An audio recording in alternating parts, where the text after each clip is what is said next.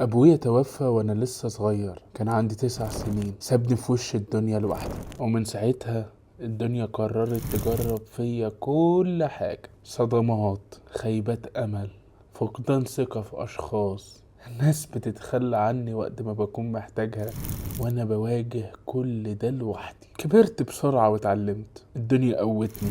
يمكن فقدان الثقة في الناس اللي كانت قريبة مني خلاني اعتمد على نفسي بشكل كبير جدا. وفي يوم من الايام سمعت عن التداول، شفت ناس بتكسب فلوس كتير، ناس بتسافر، ناس بتخرج. قلت يمكن ده طوق النجاة، بل كنت بشتغل واجرب. خسرت فلوس كتير، وخسرت ثقتي بنفسي، وخسرت كل اللي حواليا تقريبا، لان كله كان ضدي. سيبك من ده وهم، ما كانش حد غلب.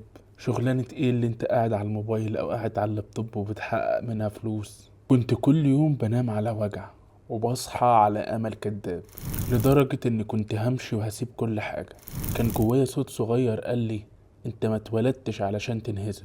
بدأت اتعلم من جديد، درست، سهرت، اتعلمت، وقعت وقمت اكتر من مرة. والألم اللي كان بيكسرني حولته لدافع يخليني اقوى. النهاردة نجحت في المجال ده، وقدرت اساعد ناس كتير تنجح معايا في المجال ده. وده مش لاني محظوظ، ده لاني رفضت اني استسلم.